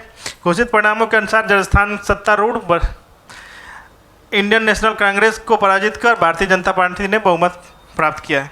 राजस्थान विधानसभा चुनाव 2023 में कुल 20 महिलाएं निर्वाचित हुई हैं। 15 दिसंबर 2023 को भजनलाल शर्मा को राजस्थान के नए मुख्यमंत्री के रूप में शपथ दिया। दिया कुमारी और प्रेमचंद बैरवा उप मुख्यमंत्री के रूप में शपथ लिया है। अब देखिए तेलंगाना चुनाव। तेलंगाना विधानसभा चुनाव। संसदीय एवं विधानसभा निर्वाचन परिसीमन आदेश के अनुसार 2008 के अनुसार तेलंगाना विधानसभा में 119 सीटें हैं। इसमें से 19 सीटें अनुसूचित जातियों के लिए और 12 सीटें अनुसूचित जनजातियों के लिए आरक्षित हैं। भारत निर्वाचन आयोग द्वारा जारी अधिसूचना के तहत राज्य में नई विधानसभा गठन के लिए एक चरण के चुनाव कराने की घोषणा की गई थी। राज्य में मतदान 30 नवंबर 2023 को संपन्न हुआ था। इसमें कुल 71% मत दर्ज किया गया। तीसरी तेलंगाना विधानसभा गठन के लिए हुए चुनाव में 3 दिसंबर 2023 को घोषित किया गया। परिणाम के अनुसार तेलंगाना के गठन के बाद राज्य में सत्तारूढ़ भारतीय राष्ट्र पार्टी को पराजित कर भारतीय राष्ट्रीय कांग्रेस ने राज्य में बहुमत प्राप्त कर लिया है। भारतीय राष्ट्रीय कांग्रेस ने राज्य में 119 सीटों में से 64 सीटें 53.78 पर विजय प्राप्त की है और वर्ष 2023 के चुनाव में लगभग 8% महिला मतलब कुल 10 विधायक निर्वाचित हुई थी। 7 दिसंबर 2023 को भारतीय राष्ट्रीय कांग्रेस ने अनुपमा रेवंत रेड्डी को तेलंगाना के मुख्यमंत्री के रूप में शपथ ग्रहण किया है। अनुमला रेवंत रेड्डी तेलंगाना के दूसरे मुख्यमंत्री हैं, जबकि मल्लू भट्टी विक्रमार्का तेलंगाना के उप मुख्यमंत्री बने। मेरा युवा भारत। 15 अगस्त 2022 को भारत की स्वतंत्रता की 75वीं वर्षगांठ मनाई गई। 75वीं वर्षगांठ से लेकर 100वीं वर्षगांठ तक 25 वर्ष तक अमृतकाल की संज्ञा दी गई। इस निर्णायक पड़ाव पर भारत के युवाओं को देश के भविष्य में महत्वपूर्ण भूमिका निभानी है, क्योंकि वर्ष 2047 तक अमृत भारत का निर्माण करने की परिवर्तनकारी विकास यात्रा पर आगे बढ़ रहा है। विजन 2047 को लेकर साकार करने के लिए ऐसे फ्रेमवर्क की आवश्यकता होगी जो ग्रामीण युवाओं, शहरी युवाओं और ग्रामीण शहरी युवाओं को एक मंच पर ला सके। इस परिप्रेक्ष्य में केंद्र सरकार ने एक स्वायत्त शासी निकाय नामक मेरा युवा भारत के रूप में एक व्यापक सक्षम तंत्र की स्थापना का निर्णय लिया है। 31 अक्टूबर 2023 को राष्ट्रीय एकता दिवस के अवसर पर प्रधानमंत्री नरेंद्र मोदी ने नई दिल्ली में स्थित कर्तव्य पथ पर देश के युवाओं के लिए मेरा युवा भारत का मंच का शुभारंभ किया है। मेरा युवा भारत युवा कार्यक्रम खेल मंत्रालय भारत सरकार द्वारा स्थापित एक स्वायत्त निकाय है। यह युवा विकास और युवा नेतृत्व वाले विकास के लिए प्रौद्योगिकी और संचालित एक व्यापक संस्थागत तंत्र प्रदान करता है। मेरा युवा भारत को देश के युवाओं के लिए एक ही स्थान पर एक संपूर्ण सरकारी मंच के रूप में सेवा प्रदान करने के लिए स्थापित किया गया है। इस मंच के माध्यम से युवा अपनी आकांक्षाओं को साकार कर सकेंगे और विकसित भारत में निर्माण में योगदान कर सकेंगे। मेरा युवा भारत मंच राष्ट्रीय युवा नीति में युवा की परिभाषा के अनुरूप में 15 से 29 वर्ष के आयु के वर्ग को लाभान्वित करेगा, लेकिन विशेष रूप से किशोरों के लिए बनाए गए इस कार्यक्रम के लाभार्थियों की 10 से 19 वर्ष के आयु वर्ग के होंगे। मेरा युवा भारत एक फिजिकल मंच है। फिजिकल का तात्पर्य है फिजिकल प्लस डिजिटल से है, जिसका भौतिक गतिविधि के साथ साथ डिजिटल रूप से जुड़ने का अवसर शामिल है। यह युवाओं को मात्र निष्क्रिय प्राप्तकर्ता की जगह विकास के सक्रिय बनाने में मदद करेगा। आज़ादी के अमृत महोत्सव का समापन। आज़ादी के अमृत महोत्सव का भारत के स्वतंत्रता के 75 वर्ष पूरे होने के उत्सव मनाने के यहाँ लोगों की संस्कृति और उपलब्धियों गौरवशाली इतिहास को याद करने के लिए भारत सरकार द्वारा संचालित एक पहल थी, जिसमें जन भागीदारी की भावना को इस महत्व को जन उत्सव के रूप में मनाया गया।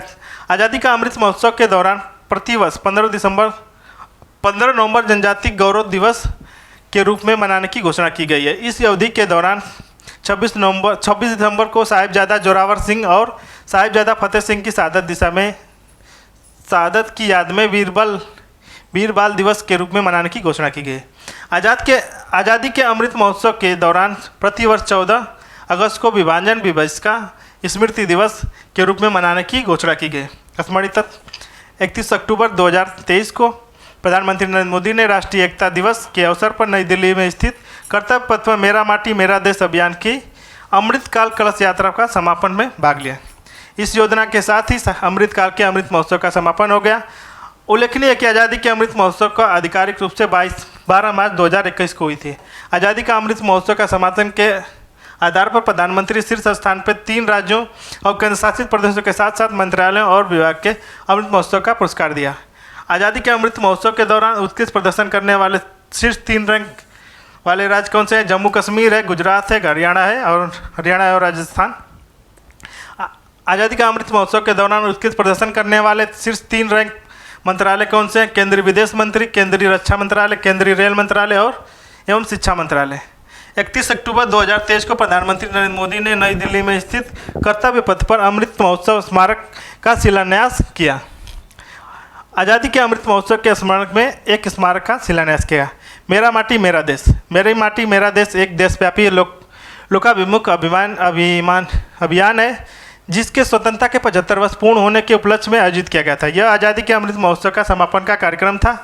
इस अभियान का 9 अगस्त से 31 अक्टूबर 2023 के मध्य केंद्रीय युवा कार्यक्रम खेल मंत्रालय, केंद्रीय संस्कृति मंत्रालय द्वारा किया गया था।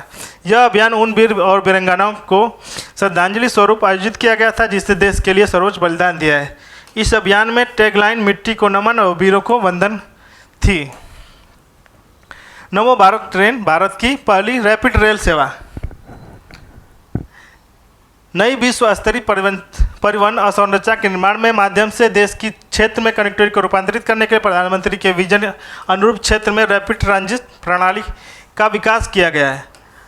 राष्ट्रीय राजधानी क्षेत्र के क्षेत्रीय नोडल को जोड़ने वाली एक नई रेल आधारित प्रणाली है। इस समर्पित उच्च गति उच्च क्षमता के युक्त आरामदायक यात्री परिवहन सेवा यह देश के एक दूसरे शहर को सुरक्षित और विश्वसनीय आधुनिक आवागमन सुविधा को प्रदान करेगी। RRTS मेट्रो रेल से भिन्न है क्योंकि यह अपेक्षित लंबी दूरी यात्रा करने वाले यात्रियों के लिए विकसित किया गया है। RRTS की गति मेट्रो रेल की लगभग गति से 3 गुनी अधिक है और इसमें मेट्रो की तुलना में कम ठहराव होते हैं।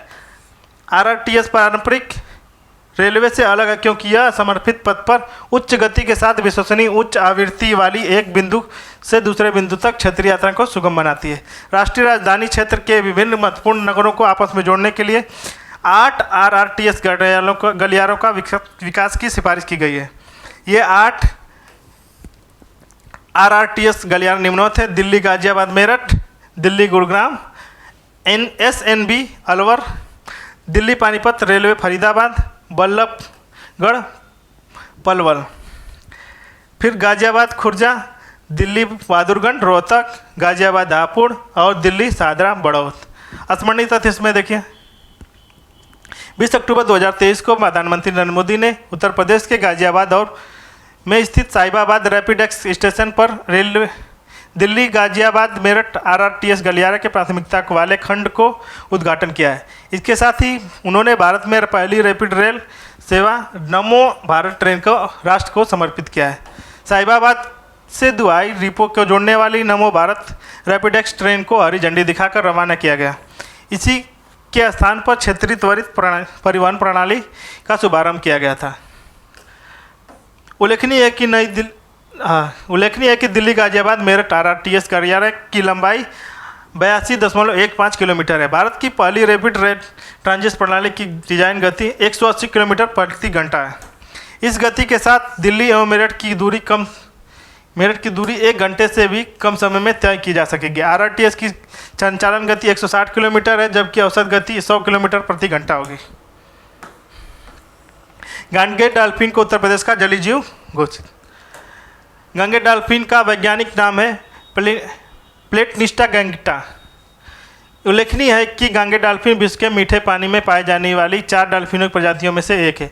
इसके अतिरिक्त 3 मीठे पानी डॉल्फिन यांगजे नदी चीन में पाई जाती हैं और बैजी डॉल्फिन सिंधु नदी में पाए जाने वाली भूलन और डॉल्फिन अमेजन नदी में पाई जाने वाली बोटा डॉल्फिन के नाम से उल्लेखनीय। ज्ञातव्य है कि 2006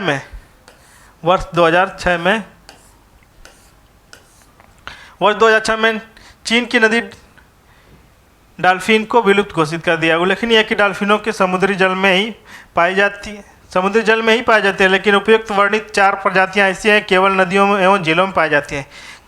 गंगा नदी डॉल्फिन प्रायः टाइगर ऑफ द गंगा के नाम से भी जाना जाता है। गंगा नदी डॉल्फिन केवल मीठे पानी में ही रह सकती हैं। खासकर यह है कि यह स्तनधारी अंधे होते हैं, जबकि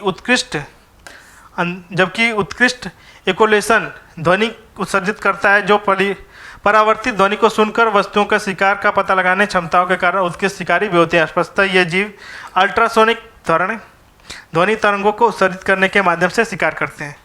अक्टूबर 2023 के उत्तर प्रदेश सरकार ने वन विभाग के द्वारा गांगेय डॉल्फिन को जलीय जीव के रूप में मान्यता घोषित की है।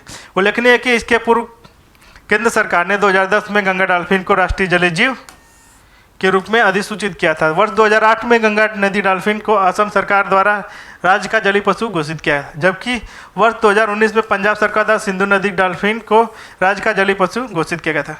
ज्ञातव्य है कि उत्तर प्रदेश की राज्य मछली चितला, जबकि देसी मांगुर को बिहार की राज्य मछली घोषित किया गया।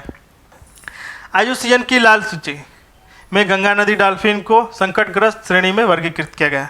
गंगा नदी डॉल्फिन को वन्यजीव संरक्षण अधिनियम 1972 की अनुसूची 1 में सूचीबद्ध किया गया, जिसके तहत इसकी सुरक्षा का उच्चतम स्तर प्राप्त हुआ है। इन्हें साइट्स के परिशिष्ट 1 की सूचीबद्ध किया गया है। अब देखिए घोल मछली। गुजरात की राज्य मछली 21 नवंबर को विश्व मत्स्य के अवसर पर घोल मछली को गुजरात के राज्य मछली के रूप में घोषित किया गया है। घोल मछली का वैज्ञानिक नाम है प्रोटोनिबिया डाइकैथस है। यह भारत में पाई जाने वाली सबसे बड़ी मछलियों में से एक है। सुनहरे भूरे रंग की यह मछली गुजरात के अलावा महाराष्ट्र एवं समुद्री क्षेत्रों में पाई जाती है। इसे गोल्ड फिश भी कहा जाता है। गुजरात सरकार ने घोल मछली को आर्थिक मूल्य और विशिष्टता के कारण राज्य मछली का दर्जा दिया है। गंगा नदी के किनारे गंगा नदी डॉल्फिन के महत्वपूर्ण आवासों को संरक्षित क्षेत्रों के रूप में अधिसूचित किया गया, जैसे विक्रमशिला डॉल्फिन अभयारण्य बिहार। उल्लेखनीय है कि विक्रमशिला गंगा डॉल्फिन अभयारण्य बिहार के भागलपुर जिले में स्थित है। 15 अगस्त 2020 को स्वतंत्रता दिवस के अवसर पर प्रधानमंत्री नरेंद्र मोदी ने नदी और समुद्री दोनों डॉल्फिनों को संरक्षण का बढ़ावा देने के लिए प्रोजेक्ट डॉल्फिन की घोषणा की थी। अब देखिए भारतीय भेषज संहिता आयोग पीडीजी का सदस्य।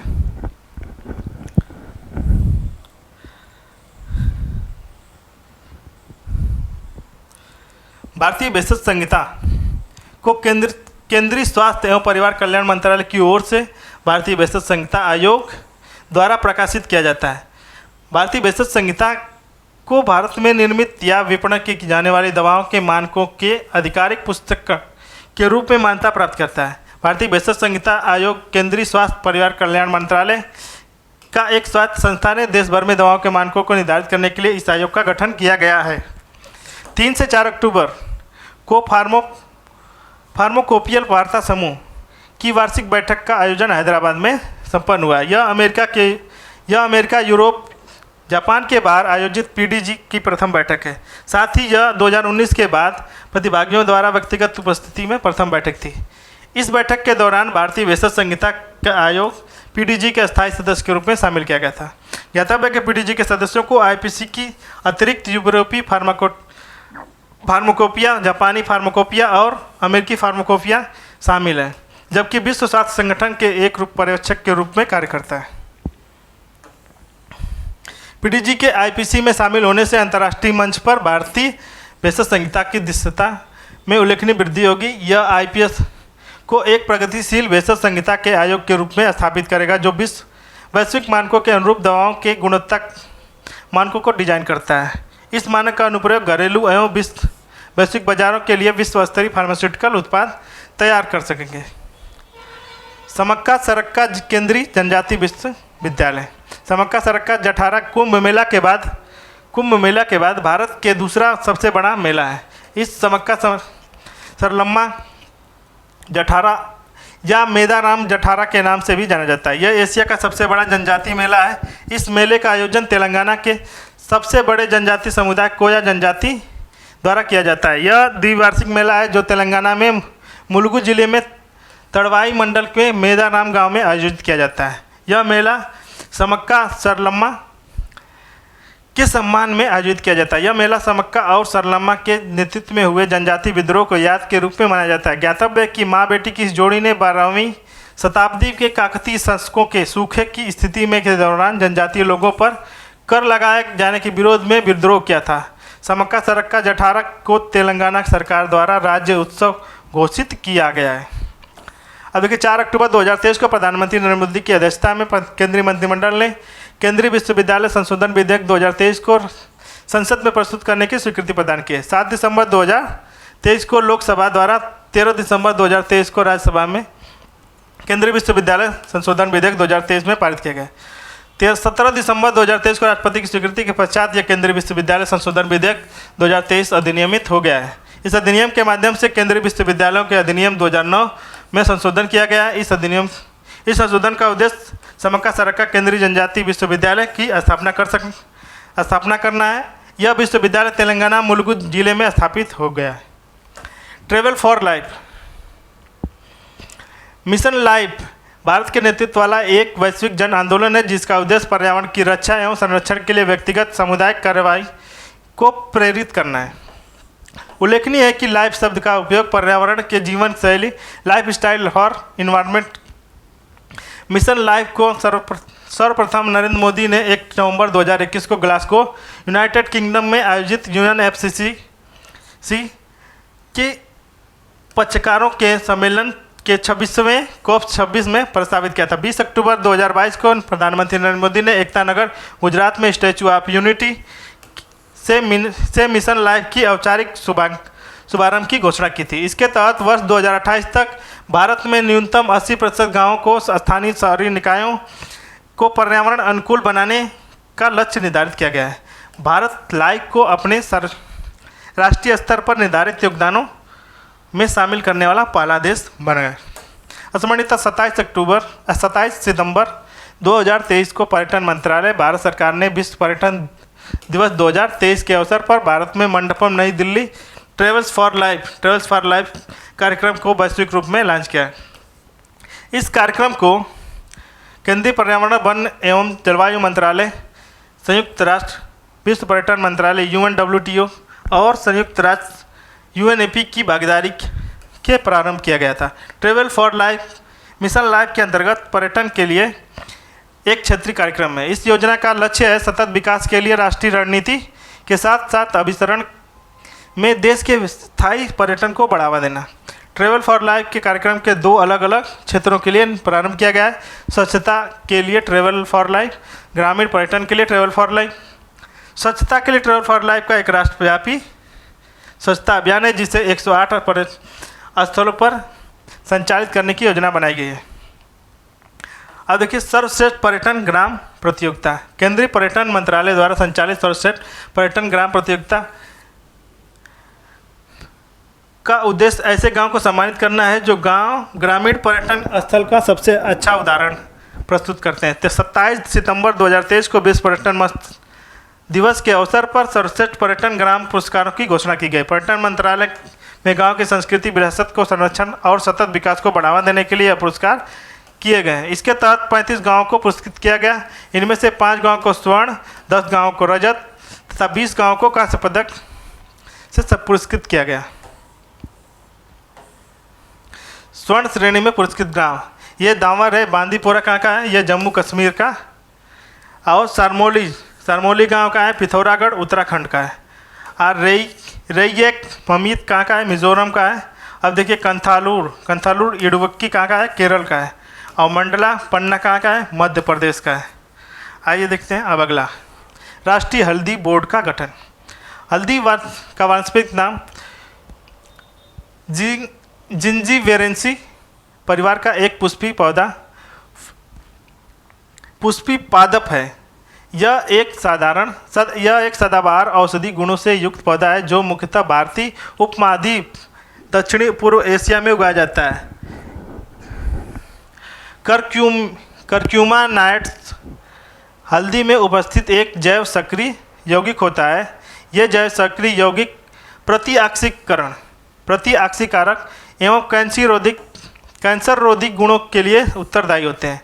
4 अक्टूबर 2023 को भारत सरकार ने राष्ट्रीय हल्दी बोर्ड के गठन के अधिसूचित किया है। राष्ट्रीय हल्दी बोर्ड देश के पहले हल्दी एवं हल्दी उत्पादों के विकास के संवर्धन पर ध्यान केंद्रित करना है। राष्ट्रीय हल्दी बोर्ड का निम्न कार्य है। यह हल्दी बोर्ड हल्दी के स्वास्थ्य एवं संबंधित लाभों के विषयों को जागरूकता बढ़ाएगा और हल्दी की खपत को बढ़ाने के लिए दिशा निर्देश कार्य करेगा। हल्दी के निर्यात को बढ़ाने के लिए अंतर्राष्ट्रीय स्तर पर बाजार विकसित करेगा। नए उत्पादों को अनुसंधानों को विकास को बढ़ावा करेगा। मूल्य वर्धित वैल्यू हल्दी के उत्पादों को नागरिकों को पारंपरिक ज्ञान का विकास करेगा। राष्ट्रीय हल्दी बोर्ड केंद्रित गतिविधियों के माध्यम से 2030 तक भारत में हल्दी निर्यात को $1 बिलियन तक पहुँचाने का व्यक्त किया है। नारी शक्ति वंदन अधिनियम विधेयक 2008 में यह तत्कालीन प्रधानमंत्री मनमोहन सिंह के कार्यकाल में लोकसभा की बजाय राज्यसभा में प्रस्तुत किया गया था। राज्यसभा में 9 मार्च 2010 को इस विधेयक को पारित कर दिया था। हालांकि मई 2014 में 15वीं लोकसभा के भंग हो जाने के साथ ही यह विधेयक समाप्त हो गया और इसे पारित नहीं। सितंबर 2023 को महिला आरक्षण विधेयक संविधान 128वां संविधान संशोधन विधेयक 2023 को के नाम से लोकसभा में प्रस्तुत किया गया। अब 20 सितंबर 2023 को इस विधेयक को लोकसभा द्वारा पारित कर दिया गया। 21 सितंबर 2023 को यह विधेयक राज्यसभा द्वारा पारित कर दिया गया। 28 सितंबर राष्ट्रपति को स्वीकृति प्राप्त होने के बाद यह विधेयक 106वां संविधान संशोधन अधिनियम बन गया है। उल्लेखनीय है कि इस विधेयक को 18 से 21 सितंबर 2023 के मध्य आयोजित संसद के एक विशेष सत्र के दौरान पारित किया गया था। ज्ञातव्य है कि इसमें संसद के विशेष सत्र के दौरान प्रधानमंत्री नरेंद्र मोदी ने इस कानून के औपचारिक रूप से नारी शक्ति वंदन अधिनियम के नाम दिया गया है। महिला आरक्षण विधेयक अमृतकाल में नए संसद भवन में पारित किया पहला विधेयक है। इस विधेयक को पारित होने से विधायिका में महिलाओं की न्यूनतम 33% भागीदारी सुनिश्चित होगी। इस अधिनियम के माध्यम से लोकसभा में, राज्यसभा, विधानसभाओं में, राष्ट्रीय राजधानी क्षेत्र विधानसभा में महिलाओं की कुल सीटों का 1/3 सीट को आरक्षित करने का प्रावधान किया गया है। संविधान का 106वां अधिनियम 200 किया गया है, जबकि नए अनुच्छेद 330A तथा 332A तथा 334A को भी जोड़ा गया है। नए अनुच्छेद 331A को जोड़ने के माध्यम से संविधान में निम्नलिखित प्रावधानों को शामिल किया गया है। लोकसभा में अनुसूचित जाति एवं अनुसूचित जनजातियों के लिए आरक्षित सीटों के लिए 1/3 सीटों को महिलाओं के लिए आरक्षित होंगी। लोकसभा प्रत्यक्ष निर्वाचन के माध्यम से भरी गई कुल सीटों को 1/3 अनुसूचित जाति और जनजाति की महिलाओं के लिए आरक्षित हो गया। यह अनुच्छेद 332 को जोड़ने के माध्यम से प्रत्येक राज्य के विधानसभा में महिलाओं हेतु सीटों को आरक्षित किया गया है। संविधान के नए अनुच्छेद 334 को जोड़ने के माध्यम से महिलाओं के लिए सीटों का आरक्षण को लागू करने के संबंधित शर्तों को किया गया है। लोकसभा, राज्यसभा, राज्यों की विधानसभा और राष्ट्रीय राजधानी क्षेत्र के विधानसभा में महिलाओं की सीटों का आरक्षण संबंधित संविधान का प्रावधान इस उद्देश्य के लिए संचालित होने वाले परिसीमन के प्रक्रिया के बाद ही प्रभावी होंगे। लोकसभा एवं राज्य विधानसभाओं में राष्ट्रीय राजधानी प्रधानमंत्री विश्वकर्मा योजना, प्रधानमंत्री विश्वकर्मा योजना कारीगर एवं शिल्पकार भारतीय अर्थव्यवस्था के कार्यबल में एक महत्वपूर्ण हिस्सा है। ऐसे लोग जो अपने हाथों उपकरणों की सहायता से कार्य करते हैं प्रायः स्वनियोजित होते हैं। इन्हें सामान्यतः अर्थव्यवस्था में अनौपचारिक एवं असंगठित क्षेत्र का हिस्सा माना जाता है। पारंपरिक कारीगर एवं शिल्पकार विश्वकर्मा के रूप में संदर्भित किया जाता है। ये लोग मुख्यतः लोहार, स्वर्णकार, कुम्हार, बढ़ई, मूर्तिकार जैसे व्यवसाय में संलग्न होते हैं। 17 सितंबर 2000 स्मरणीय तथ्य 17 सितंबर 2023 को नई दिल्ली में विश्वकर्मा जयंती के अवसर पर प्रधानमंत्री नरेंद्र मोदी ने प्रधानमंत्री विश्वकर्मा योजना को लॉन्च किया। इसके पूर्व प्रधानमंत्री नरेंद्र मोदी ने 77वें स्वतंत्रता दिवस के अवसर पर राष्ट्र के नाम संबोधन से विश्वकर्मा योजना की घोषणा की थी। प्रधानमंत्री विश्वकर्मा योजना केंद्रीय क्षेत्र की एक नई योजना है। यह योजना पूर्णतः भारत सरकार द्वारा वित्त पोषित है। यह योजना सूक्ष्म, लघु एवं मध्यम उद्योग, कौशल विकास और उद्यमशीलता मंत्रालय, वित्त मंत्रालय के वित्तीय सेवाओं विभाग द्वारा एक साथ मिलकर क्रियान्वित की जाएगी। इस योजना से सूक्ष्म, लघु और मध्यम उद्यम मंत्रालय नोडल मंत्रालय में नियुक्त किए जाएंगे। पीएम विश्वकर्मा योजना टैगलाइन सम्मान, सामर्थ्य, समृद्धि। इस योजना की अवधि 5 वर्ष 2023-24 से 27-28 तक निर्धारित है। इस योजना के तहत प्रथम चरण में 18 पारंपरिक व्यवसायों को शामिल किया जाएगा, जिसमें बढ़ई, नाव निर्माता, अस्त्र निर्माता, लोहार, हथौड़ा और टूलकिट निर्माता, ताला बनाने वाले, स्वर्णकार, कुम्हार, मूर्तिकार, मोची, राजमिस्त्री, टोकरी, चटाई, झाड़ू निर्माता, जूट बनाकर गुड़िया एवं खिलौना निर्माता, नाई, माला बनाने वाला, धोबी, दर्जी और मछली जाल बनाने वाला। इस योजना के इस योजना का प्रमुख उद्देश्य निम्नवत है। कारीगर एवं शिल्पकार को विश्वकर्मा के रूप में मान्यता प्रदान करने के माध्यम से इस योजना के तहत सभी लाभों को प्राप्त करने हेतु एलिजिबल बनाया जाएगा। विश्वकर्माओं के कौशल को निखारने के लिए कौशल उन्नयन करना और प्रासंगिक उपयुक्त प्रशिक्षण अवसर उपलब्ध कराना, उनकी क्षमताओं एवं उत्पादकता के साथ साथ उनके उत्पादों की गुणवत्ता को बढ़ाने के लिए बेहतर अत्याधुनिक उपकरणों तक उनकी पहुंच सुगम बनाना, कारीगरों एवं शिल्पकारों को पीएम विश्वकर्मा प्रमाण पत्र एवं विश्वकर्मा आईडी प्रदान करना। यह प्रमाण पत्र किसी आवेदक को विश्वकर्मा के रूप में मान्यता प्रदान करेगा जो इस योजना की तरह लाभ हेतु पात्र बनाएगा। अब देखिए आयुष्मान भव अभियान। आयुष्मान भारत भारत सरकार की एक प्रमुख योजना है। इस योजना को सार्वभौमिक स्वास्थ्य कवरेज, यूनिवर्सल हेल्थ कवरेज की दृष्टिकोण से प्राप्त करने के उद्देश्य से राष्ट्रीय स्वास्थ्य नीति 2017 की सिफारिशों के अनुरूप लॉन्च किया गया था। यह पहल सतत विकास लक्ष्यों को प्राप्त करने के उद्देश्य से डिजाइन की गई है। उल्लेखनीय है कि सतत विकास लक्ष्य 3 SDG 3 अच्छे स्वास्थ्य एवं कल्याण, हेल्थ एवं वेलबींग से संबंधित है। आयुष्मान भारत में 4 स्तंभ शामिल जो निम्नवत है: स्वास्थ्य एवं कल्याण केंद्र, प्रधानमंत्री जन आरोग्य योजना, प्रधानमंत्री आयुष्मान भारत स्वास्थ्य अवसंरचना मिशन, प्रधानमंत्री आयुष्मान भारत डिजिटल मिशन। 13 सितंबर 2023 को राष्ट्रपति द्रौपदी मुर्मू ने गांधीनगर, गुजरात के वर्चुअल माध्यम से आयुष्मान भव अभियान का शुरुआत किया। इस अभूतपूर्व पहल आयुष्मान भारत कार्यक्रम की सफलता पर आधारित है। साथ ही यह स्वास्थ्य सेवाओं और क्रांतिकारी परिवर्तन का एक प्रतीक भी है।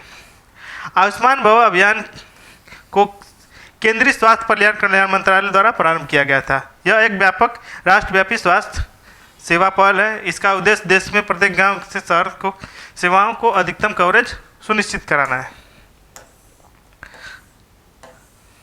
अब देखिए आयुष्मान भव अभियान को प्रधानमंत्री जन आरोग्य योजना आभा आईडी निर्माण के गैर संचारी रोगों, तपेदिक तथा सिकल सेल रोग जांच एवं प्रबंधन संबंधी सेवाओं को जागरूकता बढ़ाने के लिए उद्देश्य किया गया है। यह 17 सितंबर 2023 से 2 अक्टूबर 2023 तक सेवा पखवाड़ा के दौरान लागू किया गया था।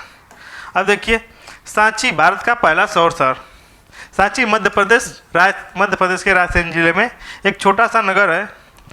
सांची स्तूप, एकात्मी अशोक स्तंभ, मंदिरों, बौद्ध विहारों तथा स्थापत्य संपदा के कारण विख्यात है। सांची के कई स्तूप स्थित हैं, जिनमें से सांची के स्तूप सबसे प्रमुख माना जाता है। इसे द ग्रेट स्तूप के नाम से भी जाना जाता है। इस महान स्तूप का निर्माण अशोक ने तीसरी शताब्दी ईसा पूर्व में कराया था। वर्ष 1989 में सांची स्तूप को बौद्ध स्मारक में यूनेस्को की विश्व धरोहर सूची में शामिल किया गया। स्मरणीकरण 6 सितंबर 2023 को मध्य प्रदेश के तत्कालीन मुख्यमंत्री शिवराज सिंह चौहान ने सांची के भारत का प्रथम सौर शहर के रूप में लोकार्पण किया है। इस अवसर पर सांची को शुद्ध शून्य नेट जीरो कार्बन उत्सर्जन करने के लिए शहर बनाने के लिए मध्य प्रदेश सरकार के नवीन एवं नवकरणीय ऊर्जा विभाग IIT कानपुर के मध्य एक समझौता MOU पर हस्ताक्षरित किया है। सरकार सांची के निकट नागौरी में 3 मेगावाट क्षमता की सौर परियोजना के साथ साथ परिणाम स्वरूप सांची में एक सौर शहर के रूप में विकसित होने में सफल रहा है। भविष्य में सांची के निकट गुड़गांव में 5 मेगावाट की एक सौर परियोजना स्थापित की जाएगी, जो कृषि क्षेत्र की ऊर्जा आवश्यकताओं को पूर्ति करेगा। सांची के एक सौर शहर बनने के परिणाम स्वरूप प्रतिवर्ष कार्बन डाइऑक्साइड के उत्सर्जन में लगभग 14,000 टन की कटौती होगी। अब देखिए, मोढेरा पहला 24x7 सौर ऊर्जा संचालित गाँव है।